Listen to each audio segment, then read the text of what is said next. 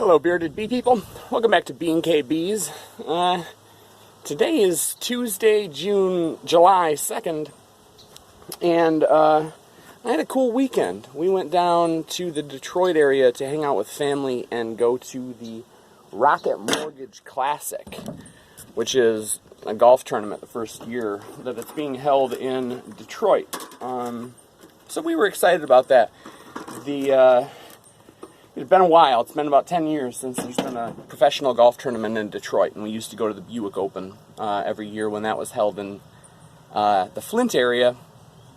So we went down there, and I had everything taken care of. At the end of last week, I went to every yard, I got every hive taken care of, made sure that it was set up for at least the next week, and so that I could go off for a weekend and enjoy myself without having to worry about what I was leaving undone. So that happened. I went and I had fun over the weekend, and then I come back, and then this morning I open up our cell builder, the one graft that we have going right now, to try to get a feel for how much or how many cells I was going to have to place at the end of this week. Now these cells, this round is for our splits, because we do a round of July splits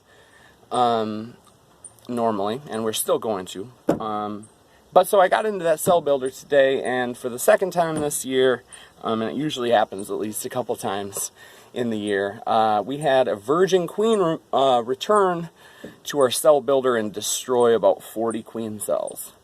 Now I've had the video of why we incubate cells, and that's to kind of sort of ward off virgin queens destroying cells. This wasn't that case. This wasn't a case of an early emerging queen killing all the rest of the cells. This was the case of a virgin queen leaving on a mating flight from a nearby mating nuke, and then coming back into the area, back into the yard, and honestly just deciding, screw that place I left, there's not enough bees in there. How about this nice strong queenless colony over here, which happens to be a cell builder. So she went in there, started laying up eggs, and they tore down all of the cells. So rather than pulling nukes today, I am shaking a couple cell builders because I have to graft the one round to replace the one that was torn down, and then the other round, the one that I was going to do this week regardless. So I'm not making nukes this week. That'll be next week after honey extraction, which makes next week kind of a crazy situation. But rather, like I said, I'm going to shake a couple cell builders so that I can graft 120 cells tomorrow, so that I can hopefully sort of, at least to some extent, get myself back on track. So let's go start finding some queenless bees to shake.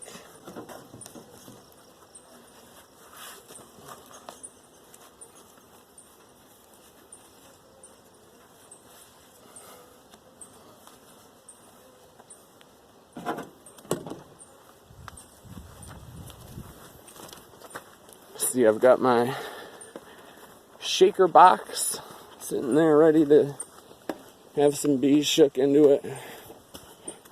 Hopefully this goes well. As I'm sure most of you guys know, you can never really guess how long it's going to take you to find about 20 queens in double deep hives. So we will find out. But I mean, this could take 2 hours, and it could take 6 hours.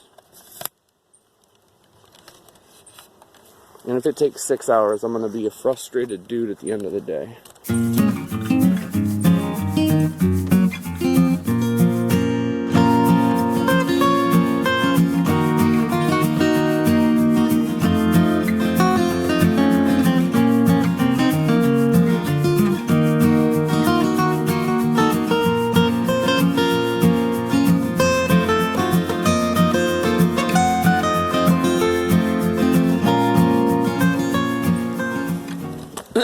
Okay, so to add to the frustration, this big-ass colony right here that has tons of bees and had tons of brood and a nice laying queen before is now queenless, and I believe that that's a result of the Mite Away quick strips As I've said before, max is fairly difficult on the bees, so we do see some queen mortality with the use of Mite Away quick strips.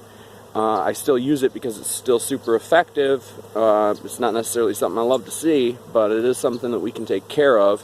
So what I'm going to do right now is search into another colony, get a frame of eggs, give them that. That will, first of all, tell me for certain that they're queenless when they start drawing cells off on those eggs.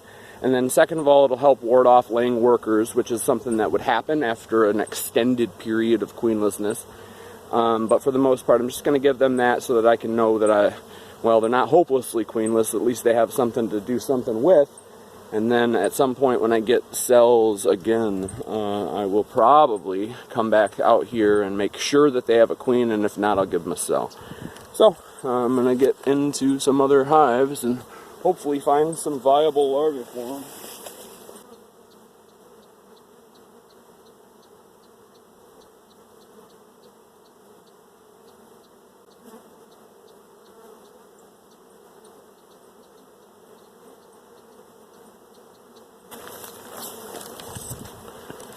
Okay, so that's all I'm going to do on this frustrating day, to be honest. I'm just going to I'm going to put some tunes on and I'm going to work through the rest of this yard. I'm sorry about my inability to necessarily continue to make videos through what is proven to be a pretty frustrating bee day.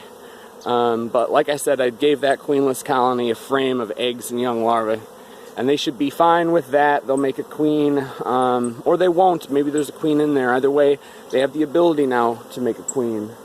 If there is a queen in there, she's garbage, and I've got to get rid of her. But regardless of all of that, that is my plan of action when I see a queenless hive and I don't have a queen or a queen cell.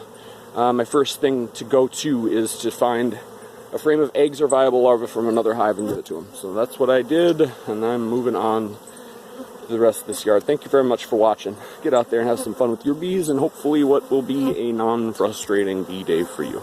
See ya.